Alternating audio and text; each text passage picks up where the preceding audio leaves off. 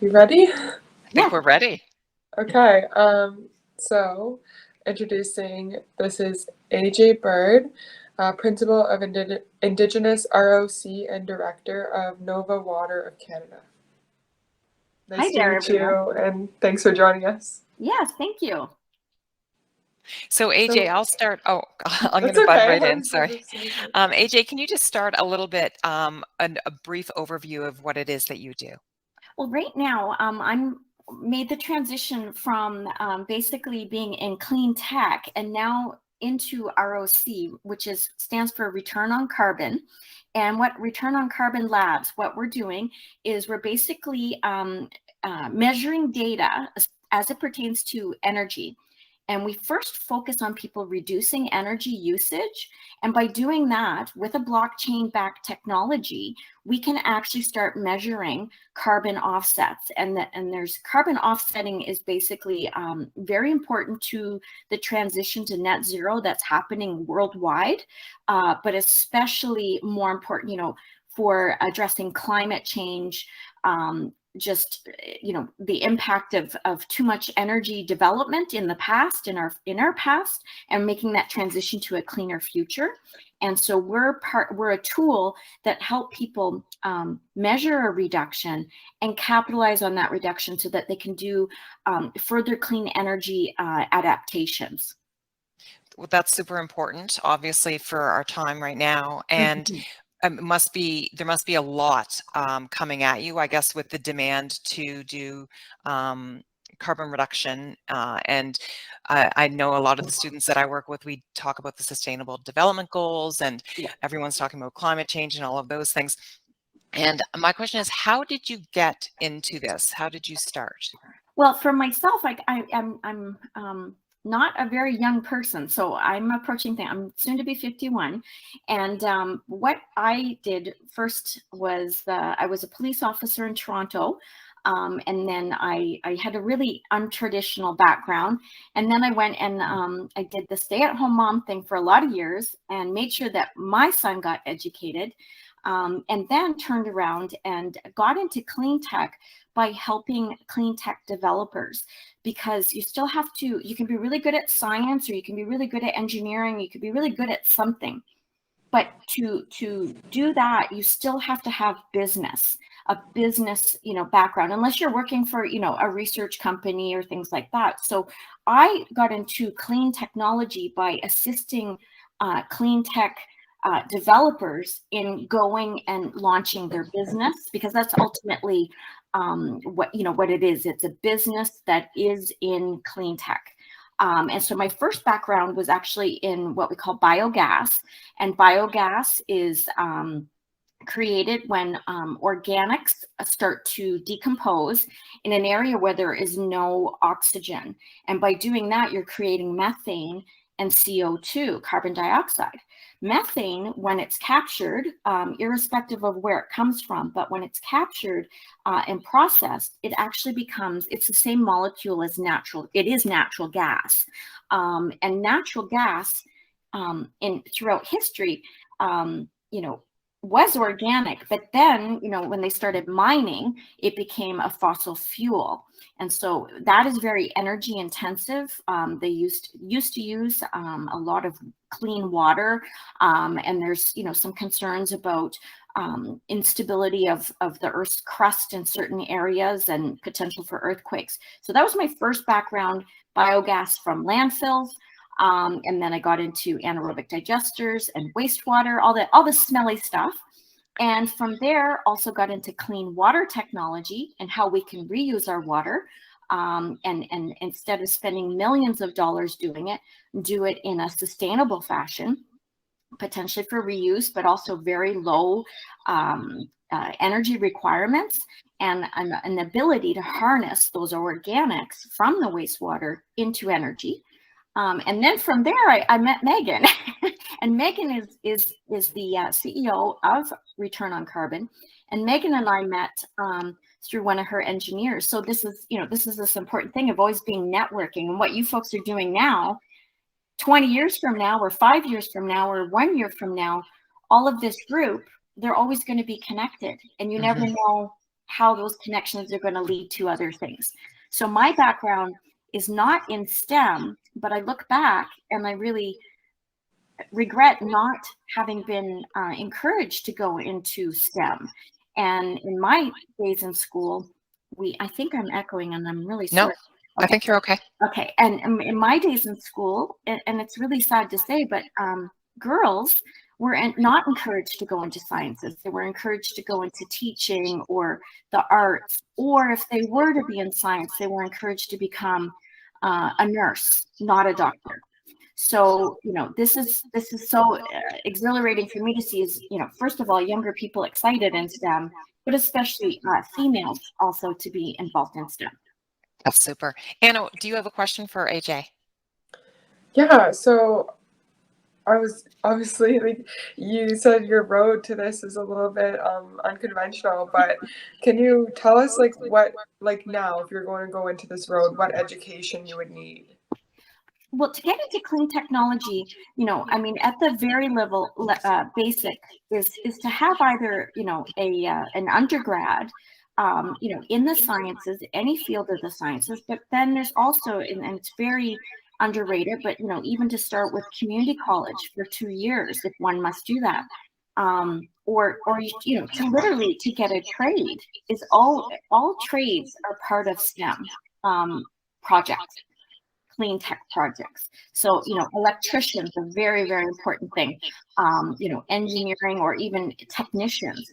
So, to always I would look back and make sure that you have all your available options ahead of you academically. And there's nothing to stop you from taking online courses. There's a lot of online opportunities through, different online universities, like Athabasca University is an example. And to just leave your options open, but definitely having an undergrad or some sort of, diploma or certificate is really, really important. Thank you. AJ, can you talk about who it is you're supporting? So who are your clients basically that you're supporting into this clean energy? So with RO Carbon, we're looking at larger buildings right now, and larger buildings meaning like big apartment buildings, manufacturing facilities, and because a lot of the times they obviously use a lot of energy, and even the energy that's used. I use this issue or this analogy, I should say, in my work, and I'll say you don't put a band-aid on a bleeding artery. And what that means is there's all this push for clean technology and clean energy and reductions, and I think that's fabulous. But we must first be very conscious, going back to that word sustainable, but being very conscious and know what energy we're using right now. So that's what RO Carbon does, is we do an analysis. We put a sealed meter into a building's operations called the mains. We put a meter in there, and then that does, basically a meter data collection every 5 minutes. And so we can actually determine what time of the day, down to that 5 minutes, is there an energy surge or is there wasted energy? And I'm not sure who all has been in a great building called IKEA here in Dartmouth. And in Dartmouth, we actually have one of our systems in IKEA. So even a building that's been built to be very, they call it a LEED, but low efficiency energy design. By doing that, we actually even help them reduce their energy in a building that was built properly. But there's a saying, you don't know what you don't know. So they did not know they were wasting energy. And that's the first step. After we've done a calculation and we get everything operating as efficient as possible, then we can also add on renewable. We don't do the renewable installation ourselves, but we recommend, small scale wind, solar. We're looking at electric vehicle charging stations, but that are powered by solar and small scale wind, or a combination, or one or the other. And so we're starting there, but we're also going to be looking at things in the future like geothermal designs, I'm just trying to think of some of the other things that, we're like, at some point we might be looking at renewable natural gas, but right now we're focused on electricity. And yeah, that's where we're going, and that's what we're doing right now. That's super. Thank you. Anna, I'm going to give it to you. Yeah, I was wondering if you could talk about what you do in a typical work day or work week in your job. Well, we have a team, so there's about 9 of us. I think there's 9 of us right now, and so we have one gentleman that we call him a virtual energy analyst. So what he does is, we'll use the IKEA example. Once a month, he goes in and he reads the data. And the data is, like I said, it's built on a blockchain. So this is a whole new area for me, but I think a lot of the younger crowd is very aware of blockchain. But blockchain, is information built on previous existing information in chunks. So it's visible, it's transparent. And from there, we go in and we see if, are there any energy surges, or is everything operating efficiently? Number one word being efficiently. And then from there, he would report back, hey, we noticed this going on. Sometimes what happens is somebody's come in and maybe they've changed some switches in the elevator, and not knowing by doing that, they've affected the efficiency of the building. They've done their job, but the building's data has shown that there's an inefficiency.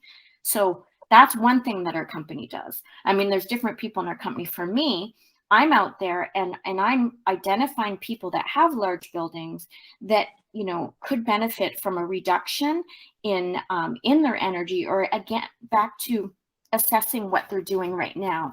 There's a lot of interest in going to efficient design, but there's more buildings out there that are inefficient than there's going to be designs that are efficient. So that's part of the background, is identifying what's out there in Nova Scotia. We have clients now coming to us from actually outside of Canada as well. Excuse me, I just have to plug in my laptop. Speaking of energy, that's one thing I just try to do. So then we also have other like Megan, the CEO. She's always out there. She's reading all the data that comes in, and also looking at basically trying to take the science and making it a business. So there's so much of anything people can invent that help the world. You still need to have access to somebody that can help you get it out there, get it working with the government, get it researched, get it out in the marketplace so that you can help many, many more people. That's really cool. It sounds like a real collaboration in your day-to-day work. Absolutely. That's there's no I in team. Yeah. I know you've heard that one. Yes. That's great, AJ. So we know there's a lot of demand, and it's on, I guess, when we're in social media and things, it sounds so positive about, people want to move towards clean, and, this is a movement that's happening, but I can only imagine how frustrating the challenges of getting there could be. Can you talk about some of the challenges that you face in your job? Well, one thing that in any job, sometimes it's very easy to be very personally interested in something, or passionate, or think that you have the solution. Now, when you're working with a team, which most of us will in life, most of us will be working with, other people in some capacity, whether it's at school or it's out in the workplace. You're going to be working with people. So being able to communicate effectively is a really, really important tool for any job, any career, any education, and especially dealing with people that, want to make the change, but they don't understand how to do it. So being able to be somebody that interprets science for other people to understand that this is how you can, make a change for the better, or this is a problem. So sometimes, people make fun of, STEM type people for being geeky or nerdy. And I'm a proud geek. I'm a bookworm. I'm always learning, watching things. And I look now, I'm having been a former police officer. I look at every problem like a mystery that I want to solve. So that's kind of how, you have to be prepared. I don't want to say to be stumped, but things don't come easy, but that's part of the fun in solving the problem, whether it's energy efficiency or, working with a team. You always have to, get out there every day and know that, you might hear no a lot. You might hear people that don't understand what you're saying. So if you think that you have an answer that's useful, then you have to work on making sure that others are aware of it. Maybe you need to do a better job of writing or speaking. But at the end of the day, it's about, making change is sometimes uncomfortable. And that's something that, is a problem. You have to be prepared to be uncomfortable, to hear people say no, or to hear people say, I don't agree, or to hear people say, I don't understand. So that's the challenge. No, that's a wonderful point. And about embracing that discomfort is a huge part of being successful, I think, Yes. in career for sure. And thank you. You're not the first mentor this morning that mentioned the importance of communication. So I'm sure that the students are hearing that one. Yeah. I'm just going to wait to see what questions come through the chat from the teachers and students. And in the meantime, Anna, do you have another question for AJ? Yeah, I was just wondering if you could talk a bit about the pay scale for this job. Like, what would be the starting salary of somebody in this career? Yeah, well, right now, anybody coming out of school, there's a lot of, first of all, there's a lot of great opportunities for, I don't want to call them subsidies, but certainly incentives. And the incentives would be things like, I'll give you an example. We've hired 2 students, just graduated with their Masters of Management, Innovation, and Entrepreneurship. And we were able to get some great funding for their positions through Eco Canada. So the first thing I would say is, that we are very much, always looking for ways to make sure that people are paid well. But, quite frankly, when people first start into a career, you might be looking at, $36,000 to $40-some thousand as a junior employee. But that doesn't necessarily last very long because, basically a year's worth of experience, you just start getting bumped up. Now for, Megan as the CEO, there's a different pay scale. She does a lot of things, what you kind of call, like, she's the inventor of this and the designer. She's not making a steady paycheck, because what happens in business is a lot of times, you have to make money to get your money. And so she's doing something, basically called sweat equity. So when you're younger and getting experience, it's really good to work for somebody else. But if you have something, I'm not saying that, Facebook is everything. My son always teases me, Mom, Facebook's for older people. But, if you look at the story behind Mark Zuckerberg, or even back in the day when Bill Gates, Bill Gates left Harvard, I believe it was, to start up his company. So there's not always a rule, but when you first start, the pay is not, hundreds of thousands of dollars, so that's for sure. But certainly, there's a lot of security and a lot of demand. So I see that rising. Thank you. We do have some questions in the chat now. So Rebecca's asking, what kind of schooling did you do? What kind of schooling I did back, I have my grade 12, and then I went to university, and I have not yet finished my degree. I have 1 class left to finish my Bachelor of Arts. And my particular education was never in science. So I'm kind of what one would call, self-taught, self-learning. And that is always an option for people. Maybe you go to school and, you're involved in something, and that doesn't mean that you have to be in school to learn something. You can always learn. I've done a lot of education by working with engineers. I have to understand. I don't just say, oh, I'm not an engineer, I don't understand this. That's where I go, and I go on the internet, and I read a lot of government reports, government research, technology research. There's tons of science journals out there. And it's a really important thing, when you don't understand something, you can learn. You can go on and Google it. You don't believe everything you read on Google. I'm not implying that. What I'm saying is you make sure you read it from credible sources. And everybody here is in school, and everybody knows what I mean by a credible source, because that's how you get good grades at school. So I'm very much self-taught. And I wouldn't recommend that, because I look back and I'm like, yeah, I really wish I would have done this back when I was younger and in high school, looked more towards STEM as a possibility. So yeah, but I am university educated, just not in sciences. And we are interested in schooling too. I think I've kind of answered that. Do you think? Yeah. And I think that's also very similar to like our last mentor was talking about how you need to be willing to learn something new every single day. All the time. In fact, life is a constant state of learning if you choose to be. There's some people that just think, oh, I graduated, you know, I don't have to learn anymore. I, like I said before, my late father was a RCMP officer, and I was always expected to be a police officer. So that was something that, you know, that I guess I kind of was conditioned to go into that. But, you know, he always said, you know, like he was always reading. Remember, you know, in my day growing up, we didn't have the internet, but things like National Geographic, I'm trying to think of the science magazine that we used to have around the house, or just being outside and learning hands-on is really important too.